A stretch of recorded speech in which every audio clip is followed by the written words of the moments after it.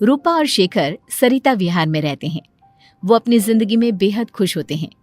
दोनों का शौर्य नाम का एक बेटा भी होता है, जिस पर दोनों ही अपनी जान छिड़कते हैं।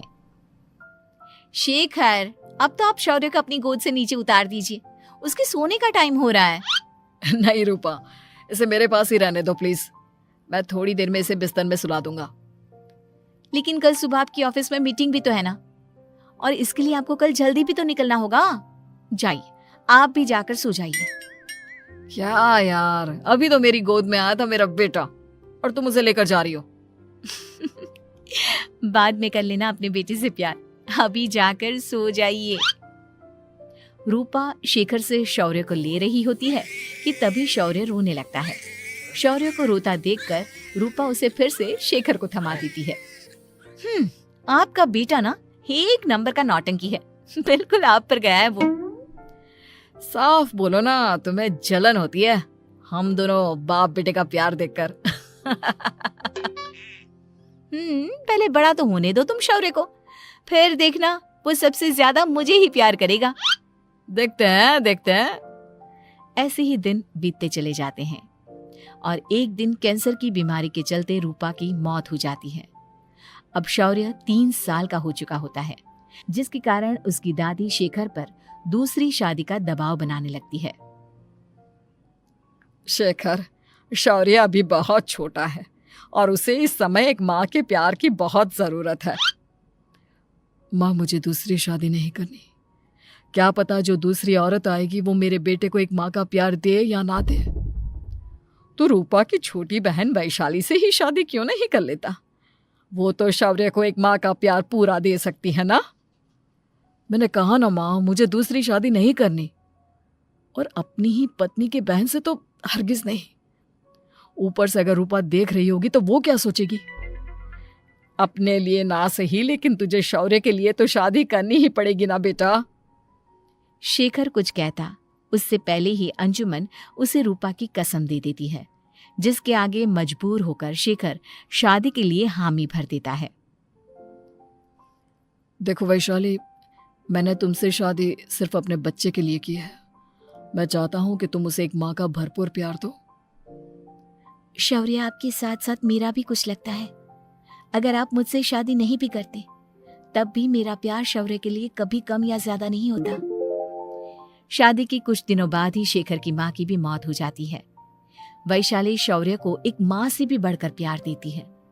शौर्य को लेकर वैशाली का यूं निस्वार्थ प्यार देखकर शेखर को भी उससे प्यार हो जाता है और कुछ सालों बाद शेखर और वैशाली का भी लड़का हो जाता है। लेकिन इसके बाद वैशाली का शौर्य को लेकर बर्ताव बदलने लगता है।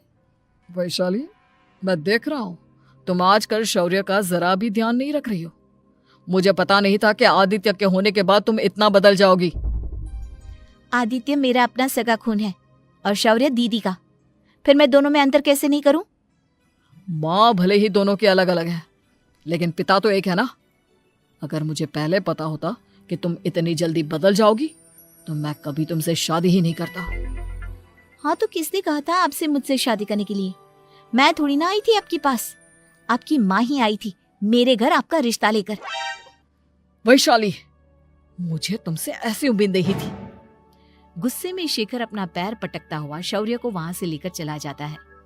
पापा, मम्मा मुझसे प्यार क्यों नहीं करती? क्या मैं उनका सगा बेटा नहीं हूँ इसलिए मुझसे प्यार नहीं करती? मम्मा नहीं करती तो क्या हुआ बेटा, पापा तो करते हैं ना आपसे प्यार। कुछ दिनों के बाद, आज तुझे खाना पीना कुछ नहीं मिलेगा, चल चुपचाप से अपने रूम में जाकर सो जा। माँ, अब भाई को खाना क्यों नहीं दे रही हो? बेटा तू आराम से खाना खा, इस नालायक की चिंता मत कर। एक दिन खाना नहीं खाएगा तो मर नहीं जाएगा ये। अगर भैया नहीं खाएंगे तो मैं भी नहीं खाऊंगा। तू अपने भाई का भक्त क्यों बन रहा है? ये तेरा सौतेला भाई है, सगा नहीं जो तू लक्ष्मण बन रहा है। माँ, आपको इतना भी नहीं मालूम? श्री राम और लक्ष्मण सगे भाई नहीं थे। श्री राम माता कौशल्या और लक्ष्मण माता सुमित्रा की कोख से जन्मे थे। दोनों के सिर्फ पिता एक थे लेकिन माँ अलग थी। मुझे ज्यादा ज्ञान देने की जरूरत नहीं है। ये सतयुग और त्रेता युग नहीं है, समझे? आया बड़ा भाई का चमचा। इतना कहकर वैशाली वहां से चली जाती है। जिसके कुछ टाइम बाद शिखर वहां आता है और आदित्य उसे सारी बात बताता है। मुझे माफ कर दो शौर्य, तुम्हारी माँ के जाने के बाद मुझे दूसरी शादी का फैसला करना ही नहीं चाहिए था। अगर मैं दूसरी शादी नहीं करता तो शायद आज तुम्हारी ये हालत ना होती। नहीं पापा, अगर आप शादी नहीं करते तो मुझे आदित्य जैसा छोटा भाई कभी नहीं मिलता। थैंक यू मुझे इतना अच्छा भाई देने के लिए। तुम दोनों हमेशा ऐसे ही साथ रहना, फिर कोई भी तुम दोनों का कुछ नहीं बिगाड़ पाएगा। चलो मैं तुम दोनों को आइसक्रीम खिला कर लाता हूँ, बहुत भूख लग रही है ना। शिखर शौर्य और आदित्य को आइसक्रीम दिलाने लेकर जाता है। वो दोनों को पार्क में खड़ा करके आइसक्रीम लेने जा ही रहा होता है, तभी तेज रफ्तार से आती हुई एक गाड़ी उसे कुचल देती है और उसी पल शेखर की मौत हो जाती है, जिसके बाद शौर्य की जिंदगी नर्क से भी बदतर हो जाती है। सुन रहे चिरकुट, इस घर के किसी भी सामान को मेरी मर्जी के बगैर हाथ मत लगाना। इन सब पर अब तेरा कोई हक नहीं है, समझा? ठीक है माँ, मैं आपकी इजाजत के बगैर किसी चीज को हाथ नहीं लगाऊंगा। चल जाकर अब पूरे घर की सफाई कर।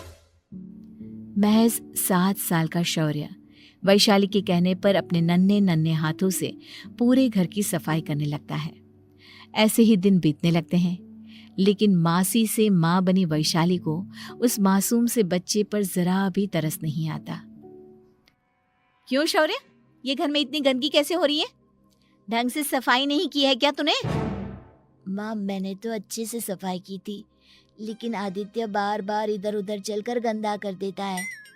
अच्छा, खुद से एक काम ढंग से नहीं होता और अपनी गलतियों का जिम्मेदार मेरे बेटे को ठहराता है।